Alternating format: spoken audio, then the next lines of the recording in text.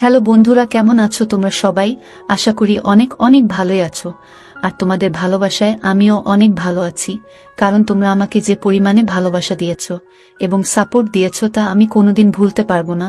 তাই তোমাদেরকে মজা দেওয়ার জন্য আবারও একটি নতুন গল্প নিয়ে হাজির হলাম। গল্পটি শোনার মতো, আশা করি তোমাদের দাঁড়িয়ে যাবে এবং তোমরা হাতের কাজ করতে সবাই হেডফোন নিয়ে বসে যাও। যদি আমার গল্প শুনে মজা পাও তাহলে অবশ্যই আমার চ্যানেলটি সাবস্ক্রাইব করবে। তো চলো বন্ধুরা, আমরা কথা না বাড়িয়ে আসল গল্পে চলে যাই। আমি ক্লান্ত হয়ে যখন অফিস থেকে বাড়িতে ফিরলাম, তখন দেখলাম রিমা সেজে তৈরি হয়ে দাঁড়িয়ে আছে। ও একটা গোলাপি রঙের সুন্দর পোশাক পরেছিল। ওকে দেখেই আমার সব ক্লান্তি দূর হয়ে গেল। কিন্তু যখনই ও আমাকে বলল যে ও বাবার বাড়িতে যাওয়ার জন্য তৈরি হয়েছে, তখন আমার সব মুড অফ হয়ে গেল। দেখো রিমা, তুমি কালকে যেও, আজকে আমি অনেক ক্লান্ত। আমি ওকে এড়িয়ে যাওয়ার চেষ্টা করলাম, কিন্তু ও রাগ ধরে রইল। না অজয়, আমার মায়ের কথা অনেক মনে পড়ছে। প্লিজ তুমি আমাকে দিয়ে আসবে, চলো। ওর কথা শুনে আমি হ্যাঁ করে দিলাম। মাত্র 1 মাস হয়েছে আমাদের বিয়ে হয়েছে, আর ও প্রায় প্রতি সপ্তাহতেই বাবার বাড়িতে যেত, কিন্তু তাতেও ওর মন ভরত না। কিন্তু আমি বা কি করব, আমি যে রিমাকে অনেক বেশি ভালোবেসে ফেলেছিলাম, তার জন্য ওর কোনো কথাকে এড়িয়ে যাওয়া আমার জন্য মুশকিল হয়ে যেত। তার জন্য বাধ্য হয়েই আমি ওকে একটু অপেক্ষা করতে বললাম, আর তারপরে হাত মুখ ধুয়ে ফ্রেশ হয়ে আমি ওকে ওর বাবার বাড়িতে দিয়ে এলাম। ও বলল রাতে এসে ওকে নিয়ে যেতে। আমি অনেক ক্লান্ত ছিলাম, তাই তাড়াতাড়ি বাড়িতে চলে এলাম। আজকে আমার শরীরটা ভালো মনে হচ্ছে না, কিন্তু রিমাকে আমি এইসব কথা কিছু বলিনি। আমি যেই আমাদের বাড়ির গেটের সামনে আমার গাড়িটা দাঁড় করালাম, তখন আমার চোখ গেল আমার পাশের বাড়ির ছাদের দিকে। চোখ যেতেই আমি হঠাৎ আশ্চর্য হয়ে গেলাম। ছাদে একটা পোশাক ছিল, আর এই একই পোশাক আমি এইমাত্র রিমাকে পরে থাকতে দেখেছি। একদম একই রং, একই প্রিন্ট। আমি অনেকক্ষণ সময় নিয়ে পোশাকটা দেখছিলাম। কি অদ্ভুত মিল দুইটা ড্রেসের মধ্যে। আমি মনে মনে ভাবলাম হয়তো রিমা আর পাশের বাড়ির বৌদি একসাথে শপিং করে একই রকম পোশাক কিনেছে। আমি এইসব ভাবছিলাম, যেই দারোয়ান এসে গেট খুলল, আমি গাড়ি নিয়ে ভিতরে চলে গেলাম। বাড়ির কাজের লোককে বললাম কেউ যেন আজকে আমাকে বিরক্ত না করে। আজকে আমি একটু বিশ্রাম নিতে চাই। সেই দিন আমি ওই ব্যাপারে আর বেশি কিছু ভাবলাম না। অনেক সময় এরকম অদ্ভুত মিল হয়েই যায়। আমি রাতে রিমাকে বাড়ি ফিরিয়ে নিয়ে এলাম, কিন্তু ওকে আমি এই কথাটা বলতে ভুলে গেলাম যে ওর মতো একই পোশাক পাশের বাড়ির বৌদির কাছেও আছে। কিন্তু আমি এটা ভাবিনি যে 2 দিন পরে এমন কিছু ঘটনা ঘটবে যার কারণ বুঝতে না পেরে আমি হয়রান হয়ে যাব। 2 দিন পরে রিমা আমাকে বলল ও আবার বাবার বাড়ি যেতে চায়, কারণ ওর মায়ের শরীরটা ভালো নেই। এইবার ও একটা নীল রঙের অনেক সুন্দর পোশাক পরেছিল। আমি অনেক ভালোবেসে ওকে দেখছিলাম। ওকে দেখতে আজকেও অনেক সুন্দর দেখাচ্ছে। কিছুক্ষণ পরে আমি ওকে ওর বাবার বাড়িতে দিয়ে এলাম। কিন্তু যখনই আমি বাড়িতে ফিরে এলাম, আমি আবার অবাক হয়ে গেলাম, কেননা আমার পাশের বাড়ির ছাদে আজকেও ওই একই পোশাক ছিল যেটা রিমা আজকে বাবার বাড়িতে যাওয়ার সময় পরেছিল। এটা কি করে সম্ভব? আমার অনেক অবাক মনে হচ্ছে। কিন্তু এইবারও আমি ভাবলাম এমন মিল হতেই পারে। আমি আমার কাজে মন দিলাম। কিন্তু যখন তৃতীয়বার একই ঘটনা ঘটল, তখন আমার চিন্তা ভাবনা সন্দেহে পরিণত হলো। এইরকম হচ্ছে না তো যে রিমা নিজের বাবার বাড়ি যাওয়ার নাম করে আমাদের পাশের বাড়িতে যাচ্ছে? কিন্তু এটা কি করে সম্ভব? আমি ওকে নিজে ওর বাবার বাড়িতে দিয়ে এসেছি, আর ওর বাবার বাড়িটা অনেকটা দূরে। এত তাড়াতাড়ি ওর পক্ষে আসা কি করে সম্ভব? কিন্তু সেই দিন আমি আর থাকতে পারলাম না। আমি সত্যিটা জানার জন্য গাড়ি নিয়ে আমার শ্বশুর বাড়ির দিকে দৌড়লাম। আমি ওখানে গিয়ে দেখলাম রিমা ওই পোশাকটাই পরে আছে। আমাকে দেখে অবাক হয়ে পড়ল। অজয়, তুমি এখনো যাওনি? আমি একটু লজ্জা পেলাম আর মনে মনে নিজেকে দোষ দিতে থাকলাম। আমি কত বোকা বোকা চিন্তা ভাবনা করছিলাম। রিমার বাবার বাড়ি তো আমাদের বাড়ি থেকে অনেক দূরে, তাই এত অল্প সময়ের মধ্যে ও কি করে সেখানে যাবে? আমি মনে মনে নিজেকে বকা দিলাম, আর সেখান থেকে চলে এলাম। এবার মন দিয়ে আমি আমার পাশের বাড়ি অর্থাৎ অসীমদের বাড়ির দিকে দেখলাম, যেখানে ওই পোশাকটা এখনো ছিল। 1 মিনিটের জন্য আমি স্থির হতে পারছিলাম না। অবাক রকমভাবে মিল 1 বার বা 2 বার হতে পারে, কিন্তু বারবার হতে পারে না। কিন্তু এই বিষয়টা মুখে আনতেও আমার ভয় করছিল। আমার বিয়ের বেশি দিন হয়নি, আর রিমা এইসব কথা জানতে পারলে হয়তো চিন্তা করবে। এইসব ভেবে আমি কাউকে কিছু না বলে চুপ করে গেলাম। আমি সেই দিনটার কথা ভাবছিলাম যেই দিন আমার বিয়ে হয়েছিল। আমি রিমাকে আমার বউ করে বাড়িতে নিয়ে এসেছিলাম। সেই দিনই আমার প্রতিবেশী অসীম আমার বাড়িতে আমাকে শুভকামনা জানাতে এসেছিল। ও আমার কাছে ক্ষমা চেয়েছিল আমার বিয়েতে আসতে পারেনি বলে, কারণ সেই দিন ওরও বিয়ে ছিল। ওর কথা শুনে আমি অনেক অবাক হয়েছিলাম, সত্যি তাই। আমি ওকে ধরে ওকেও শুভকামনা জানিয়েছিলাম, আর ওর আনা মিষ্টির প্যাকেট থেকে একটা মিষ্টি ও আমাকে খাইয়েছিল। ও নিজের বিয়ের জন্য অনেক খুশি ছিল। খুশি তো আমিও অনেক ছিলাম। আমারও তো অ্যারেঞ্জ ম্যারেজ হয়েছিল রিমার সাথে। যখন আমি প্রথম রিমাকে দেখেছিলাম সেই মুহূর্তেই আমি ওকে মন দিয়ে ফেলেছিলাম। ও আমার সেক্রেটারি মিতালির সাথে দেখা করতে আমার অফিসে এসেছিল। ও আমার সেক্রেটারি মিতালির বন্ধু ছিল। দুইজনে শপিং করার পরে একসাথে লাঞ্চে যাবে, যে কারণে মিতালি আগে থেকেই আমার থেকে ছুটি নিয়ে রেখেছিল। ভাগ্যক্রমে সেই সময় কিছু একটা কাজের জন্য আমি বাইরে যাচ্ছিলাম। যেই আমি আমার কেবিন থেকে বের হলাম তখনই সাথে সাথে আমার চোখ গিয়ে পড়ল রিমার উপরে। আমি ওকে দেখে ওর দিকে তাকিয়েই রইলাম। এইভাবে আমি ওকে দেখছি দেখে ও কেমন একটু হয়ে গেল। আমি সাথে সাথে আমার চোখ সরিয়ে নিলাম। আমি না চেয়েও সেইখান থেকে বাইরে বেরিয়ে গেলাম। আর যেই আমি পিছনের দিকে ঘুরে দেখলাম ওরা দুইজনও কথা বলতে বলতে আমার পিছনেই আসছিল। রিমা মিতালির কোনো কথা শুনে অনেক হাসছিল, আর ওর লম্বা চুল হাওয়াতে উড়ে ওর মুখের উপর পড়ছিল, যেটা ও বারবার সরাচ্ছিল। আমি সুযোগ বুঝেই মিতালিকে বললাম, যদি তোমরা চাও তাহলে আমি তোমাদের লিফট দিতে পারি, কেননা আমিও ওই দিকেই যাচ্ছি। আমি মিথ্যে কথা বললাম। আমি সেই দিকে যাচ্ছিলাম না যেদিকে ওদের প্রোগ্রাম ছিল, কিন্তু কি করব, মনের কাছে হার মেনে আমি সেটা বলেছিলাম। আমার কথায় মিতালি অনেক খুশি হলো আর রিমার হাত ধরে নিয়ে আমার গাড়ির ভিতরে বসে পড়ল। কিন্তু রিমা একটু খারাপ কিছু মনে করেই গাড়ির ভিতরে বসেছিল। আমার মন তখন হাওয়ায় উঠছে। আমি পিছনের আয়না দিয়ে আমি ওকেই দেখে যাচ্ছিলাম। আর আমি সেই দিনই ঠিক করে নিয়েছিলাম যে আর কাউকে নয়, শুধুমাত্র রিমাকেই আমি আমার জীবন সাথী বানাবো। আমি ওর ভালোবাসায় এতটাই পাগল হয়ে গেছিলাম যে একটুও ধৈর্য ধরতে পারলাম না। আর 2 দিন পরেই আমি মিতালিকে সবকিছু বলে দিলাম। ও আমার কথা শুনে অনেক খুশি হলো। ওই আমাকে বলল যে রিমা একটা মধ্যবিত্ত পরিবারের মেয়ে, আর ও চাকরি করে নিজের বাবা মাকে ও নিজের ভাই বোনেদের দেখাশোনা করে। মিতালি ওর পরিবারকে নিয়ে আমার কোনো সমস্যা নেই। আমার ওকে অনেক পছন্দ হয়েছে। তুমি আমাকে বলতে পারো আমি কবে ওর বাড়িতে যেতে পারি? আমি জিজ্ঞাসা করলাম। ও আমাকে তাড়াতাড়ি জানাবে কথা দিল। আর এইভাবে কিছুদিন পরে আমি আমার মাকে নিয়ে রিমাদের বাড়িতে চলে গেলাম। ওনারা আমাদের অনেক ভালোভাবে স্বাগতম জানিয়েছিলেন, আর প্রথম দেখাতেই বিয়ে ঠিক হয়ে গেল। আমার তো খুশির সীমা ছিল না।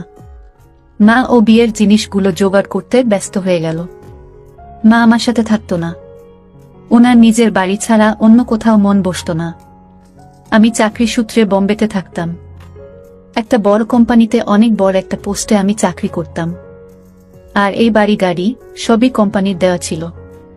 আমি অনেক ভালো স্যালারি পেতাম, সাথে বিভিন্ন বোনাসও ছিল। আর যদি কখনো কাজের সূত্রে দেশের বাইরে যেতে হতো তাহলে কোম্পানি আরো বেশি টাকা দিত।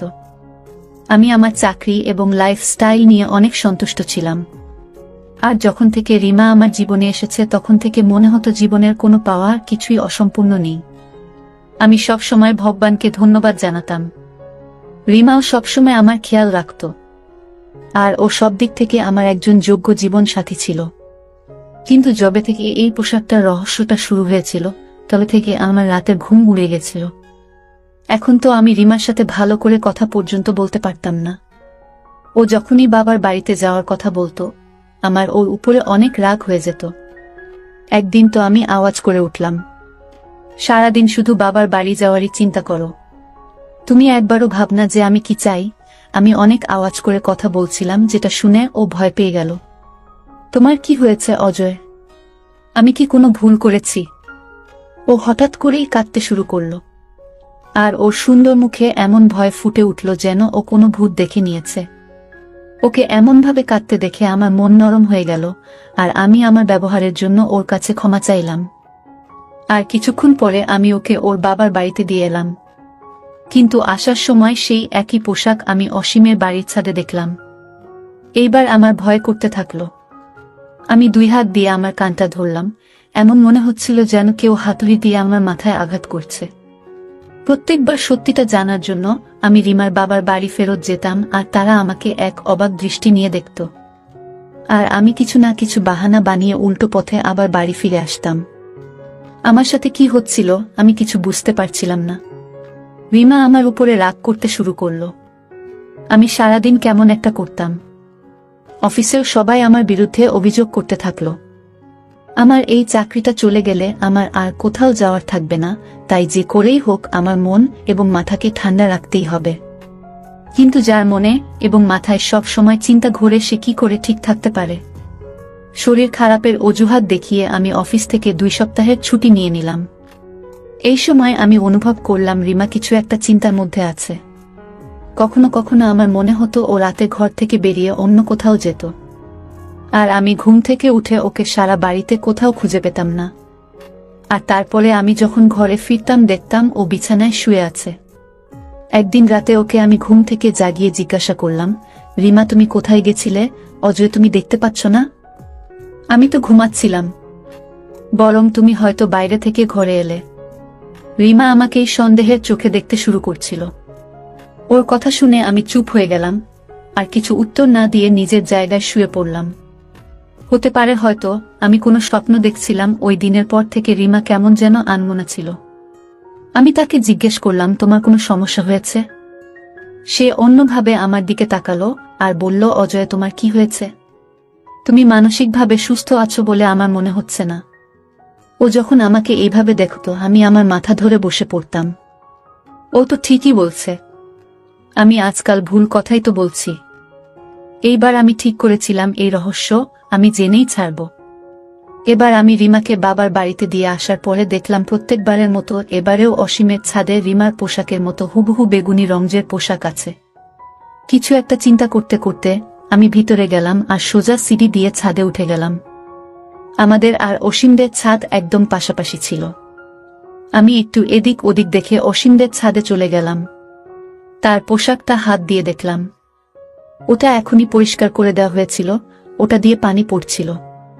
আমি পোশাকটা হাত দিয়ে দিলাম আর অনেক খারাপভাবে পোশাকটাকে দেখছিলাম। আমার শরীরটা রাগে খারাপ হয়ে গেল, কারণ এই বিষয়টা আমাকে অনেক মানসিক কষ্ট দিয়েছে। আমি যেমন ভাবে এসেছিলাম তেমন ভাবেই আবার ফিরে চলে গেলাম, আর তারপরে আমার শ্বশুরবাড়ির দিকে গাড়ি নিয়ে গেলাম। আজ আমাকে সত্যিটা জানতেই হবে।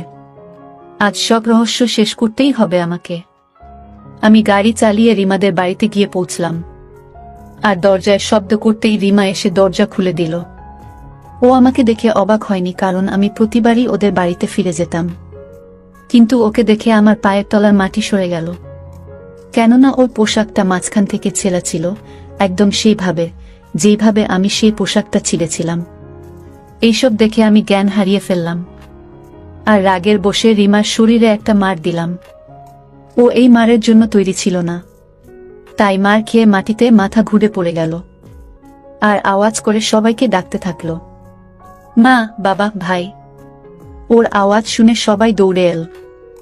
আমার চোখের সামনে সব অন্ধকার দেখছে। আমি ওর হাত ধরতে থাকলাম, চলো আমার সাথে। আমিও আওয়াজ করতে থাকলাম, কি হয়েছে তোমার, তুমি এমন করছো কেন? আমার শ্বশুর শাশুড়ি অবাক হতভম্ব হয়ে আমাকে জিজ্ঞেস করতে থাকলো। আমার নিঃশ্বাস পড়ছিল অনেক। আমি তাদের বলতে থাকলাম, আপনারা এসব নিজেদের মেয়েকে জিজ্ঞেস করছেন না কেন? কাকে বোকা বানাচ্ছে ও? আমার শ্বশুর আমার হাত ধরে নরমভাবে আমাকে জিজ্ঞেস করল, কিন্তু অজয় ও কি করেছে এমন? আমি নিজেকে সামলাতে সামলাতে বললাম, বাবা, আপনি আপনার মেয়েকে জিজ্ঞেস করুন ওর পোশাকটা কি করে ছিঁড়ল। ওরা সবাই আশ্চর্য হয়ে একে অপরের দিকে দেখছিল। ওরা সবাই একসাথে বলে উঠল, ওর পোশাকটা তো এইমাত্র আসার সময় গেটের সাথে মিশে ছিঁড়ে গেছে। রিমা এখনো মাটিতে বসে কেঁদেই চলেছিল। এটা হতে পারে না, আপনারা সবাই রিমার সাথে মিলে আছেন, ওর মিথ্যা কথার সাথে দিচ্ছেন। আমার মাথায় আর কাজ করছিল না। আমি রিমাকে ধরে নিয়ে বাইরে নিয়ে এলাম। ওর মা বাবা আমাকে অনেক অনুরোধ করতে থাকলো, কিন্তু আমার কানে কারো কথা পৌঁছচ্ছিল না। সারা রাস্তা সীমা কাঁদছিল, কিন্তু এখন আমার ওর উপরে একটুও দয়া হচ্ছিল না। বাড়ি পৌঁছে আমি ওর চুলগুলো ধরে ওকে জিজ্ঞাসা করলাম, বল অসীমের সাথে তোমার কি সম্পর্ক? ও আওয়াজ করে বলল, অজয় তুমি এসব কি বলছো? কিন্তু আমার ওর উপরে এখন কোনো ভরসা হচ্ছিল না। আমার কথা শুনে ওর চোখ মুখ কেমন একটা হয়ে গেছিল। এইসব কি পাগলামি করছো অজয়? তুমি এসব ভুলভালো কি করে ভাবতে পারো? ও আওয়াজ করছিল, কিন্তু এখন ওর কথার কোনো দাম ছিল না আমার কাছে। ও বারবার অস্বীকার করছিল। রাগে আমার মাথা ঠিক ছিল না। আমি ওকে বললাম, যদি তুমি সব সত্যি কথা বলে দাও তাহলে আমি তোমাকে কিছু বলবো না, শুধু একবার স্বীকার করো। আমার মনে হচ্ছিল আমার মাথার শিরা সব নষ্ট হয়ে যাবে, কিন্তু তখনই আমি দেখলাম সেখানে পুলিশ এসে গেল। তাদের মধ্যে একজন মহিলা কনস্টেবল এসে রিমাকে আমার হাত থেকে ছাড়িয়ে নিল আর ওকে সোফায় বসিয়ে দিল। ওর বয়ান নেওয়া শুরু করল। তখন আমাকে হাত কড়া পরিয়ে দেওয়া হলো। আমি আওয়াজ করে বললাম, এসব কি হচ্ছে? ওই পুলিশ ইন্সপেক্টর হেসে বলল, সে তো আপনি থানায় গেলেই বুঝতে পারবেন। আর আমাকে নিয়ে পুলিশের গাড়িতে তুলল। যখন আমাকে পুলিশের গাড়িতে করে নিয়ে যাওয়া হচ্ছিল তখন স্পষ্ট রিমার কণ্ঠ আমার কানে আসছিল। আমার স্বামী পাগল। প্রথম দিন থেকে এ পাগলামি করে চলেছে। রিমা পুলিশদের এসব কথা বলছিল। আমি আমার নিজের কানকে বিশ্বাস করতে পারছিলাম না। রিমা যাকে আমি আমার মন প্রাণ দিয়ে চেয়েছিলাম, সে এসব কি বলছে? জেলের ভিতর আজ আমার দ্বিতীয় দিন ছিল, আর রিমা আমার কোনো খবর পর্যন্ত নেয়নি। রিমা যেসব কথা পুলিশদের বলেছিল সেসব কথা আমার একটু বিশ্বাস হচ্ছিল না। যে আমি নাকি পাগল, আমার নাকি পাগলামির রোগ আছে, তাই জন্য আমি ওর উপর অত্যাচার করি। ও বলছিল ওই কথা কখনো ওর বাবা মাকে বলেনি। ওর বাবা মা সব নিজের চোখে দেখেছে। আর সব থেকে অবাক করা ব্যাপার এটা ছিল যে ওই দিন রাতে অসীম পুলিশকে ফোন করেছিল, যে আমার পাশের বাড়ির ছেলে ছিল, আর যার কারণে এসব সমস্যা শুরু হয়েছিল। আমি কোনো কিছু ভেবে কুল কিনারা পাচ্ছিলাম না। এসব কি ছিল কিছু বুঝতে পারছিলাম না। রিমা আমার বিরুদ্ধে কেস ফাইল করেছিল, আর জানি না কত কি দোষ দিয়েছিল। আমার বাবা মা অনেক চেষ্টা করছিল, কিন্তু আমার জামিন হচ্ছিল না। মামলা অনুসারে আমার মেডিকেল চেক আপ হওয়ার কথা, আর রিপোর্ট আসার পরেই আমার জামিন হতে পারে। আর 2 দিন পরে যখন মনোরোগ বিশেষজ্ঞ আমাকে প্রশ্ন করলেন, তখন আমি তাকে সব ঘটনা খুলে বললাম, যেটা শুনে তিনিও আমার দিকে এমনভাবে দেখছিলেন যেন সত্যিই আমি কোনো পাগল। আর ওনার এইভাবে তাকানোতে আমি হঠাৎ রেগে উঠলাম, আর রেগে গিয়ে ওনাকে জিজ্ঞেস করলাম, আপনার কি মনে হয় আমি সত্যি সত্যি পাগল? উনি আমাকে বোঝাতে থাকলেন, দেখুন মিস্টার অজয়, আপনি যে ঘটনাটা বলছেন সেটা অবাস্তবা পোশাকে অদ্ভুত মিল 1 বার কিংবা 2 বার হতে পারে, বারবার নয়। উনি খুব শান্তভাবে আমাকে বোঝাচ্ছিলেন, কিন্তু রাগে আমার শরীর গরম হয়ে যাচ্ছিল। ডাক্তারবাবু, আমি সেটাই তো বলছি, এটা হঠাৎ করে কোনো অদ্ভুত রকমের মিল ছিল না। আমি নিজেকে ঠিক রাখতে পারছিলাম না। ডাক্তার আমাকে শান্ত করার জন্য আমার হ্যাঁ তে হ্যাঁ মেলালেন, কিন্তু তিনি তার রিপোর্টে আমাকে মানসিক রোগী বলে লিখে দিলেন, যার ফলস্বরূপ জাজ আমাকে 2 মাসের জন্য মেন্টাল হসপিটালে পাঠিয়ে দিলেন। আমি চিৎকার করে বলতে থাকলাম, আমি পাগল নই। কিন্তু তাতে কারোর কিছু যায় আসে না। সবাই আমাকে দয়ার চোখে দেখতে থাকে। হাসপাতালে চারিদিকে আমাকে শুনতে হতো, ছেলেটা কত সুন্দর দেখতে, একটা ছেলে কিভাবে পাগল হয়ে গেল কে জানে। একটা নার্স আর একটা নার্সকে বলছিল, যখন আমি সত্যিই পাগলের মতো বোকা হয়ে বসেছিলাম। এই 2 মাসে আমার সাথে যা যা ঘটেছিল তা আমার বোঝার বাইরে ছিল। হয়তো আমি সত্যিই পাগল হয়ে গেছিলাম। পাগলা গার্ডে আমার থাকা 1 সপ্তাহ হয়ে গেছিল। তখন আমার সাথে কেউ দেখা করতে এলো। দেখা করার ঘরে গিয়ে তখন আমি দাঁড়ালাম, তখন আমি দেখলাম অসীম আর রিমা এসেছে আমার সাথে দেখা করতে। ওদেরকে একসাথে দেখে আমার কেমন একটা মনে হলো। তোমরা 2 জন একসাথে? আমি শুধু এটুকুই বললাম। হ্যাঁ অজয়, আমরা 2 জন একসাথে এই জন্য এসেছি যাতে আমরা তোমাকে তোমার অন্যায়টা বলতে পারি। অসীম একটু হাসল। হঠাৎ করে আমাকে জিজ্ঞেস করল, মিতাকে তোমার মনে আছে? আমি আশ্চর্য হয়ে বললাম, কে মিতা? হ্যাঁ, তাই তো, তোমার আর কি করে মনে থাকবে? কেননা তুমি কলেজ থেকে ইউনিভার্সিটি পর্যন্ত না জানি কত মেয়েকে নিজের ভালোবাসার জালে ফাঁসিয়েছ। তাদের মধ্যে একজন মিতাও ছিল, যে আমার ছোট বোন ছিল। আরও অন্য মেয়েদের থেকে অনেক আলাদা ছিল, অনেক নরম মনের ছিল। আর তোমার টাইম পাসকে ও সত্যিকারের ভালোবাসা ভেবে নিয়েছিল। আর তুমি ওকে বিয়ে করবে না বলেছিলে। তুমি ওকে বলেছিলে তুমি শুধু ওকে নিজের বন্ধু মনে করার কিছু নয়। তখন ওই সহজ সরল মেয়েটা ছাদ থেকে লাফ দিয়ে নিজের জীবন শেষ করে দেওয়ার চেষ্টা করেছিল, যেটাতে ও বেঁচে তো গেছে কিন্তু সারা জীবনের জন্য অচল হয়ে গেছে। আর এখনো পর্যন্ত ও শুধু ওষুধের ভরসাতেই বেঁচে আছে। আমি যখনই আমার বোনকে এই অবস্থায় দেখতাম তখন সেই মানুষটার উপরে আমার অনেক ঘৃণা হতো। তারপর একদিন মিতার ডায়েরিটা আমি পেলাম, যেখানে তোমার ব্যাপারে সবকিছু লেখা ছিল। আর সেই দিনই এর প্রতিশোধ নেওয়ার সিদ্ধান্ত নিলাম। আমি তোমার সবকিছু শেষ করে দিতে চেয়েছিলাম। সব থেকে প্রথমে আমি তোমার বাড়ির পাশে নিজের বাড়ি কিনলাম।